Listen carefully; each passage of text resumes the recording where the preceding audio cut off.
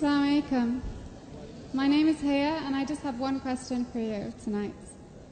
Islam is a religion of peace and freedom of thought and freedom of speech.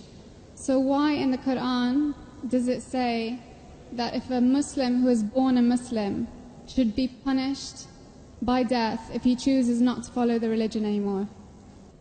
Sister, you said the Quran says that a person who is born as a Muslim and he changes his religion, he should put to death.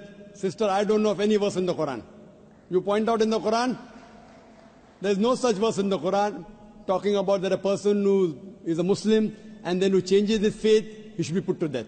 But there are certain rulings. But if you go back to the history, the seerah of the Prophet, Muhammad Sallallahu Alaihi Wasallam, we know that when the Prophet went to Medina, there was one Sahaba who came and said that when the Prophet said, go and kill these kafirs, they are causing problems, they are the enemies. So one of the Sahaba said that please forgive my brother. And the Prophet didn't kill him.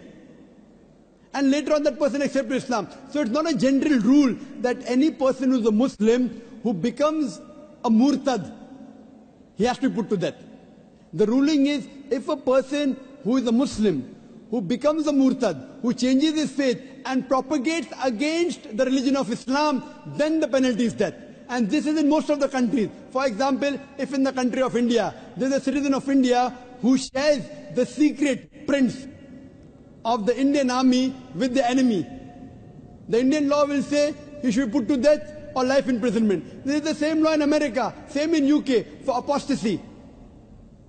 The same law that is there that if you sell some secret of the country, either death penalty or life imprisonment. So in Islam, it is not a normal ruling that a person who is a Muslim, when he becomes a non-Muslim, he should be put to death. Only if he propagates against Islam and conspires against Islam, then is the ruling of death, sister.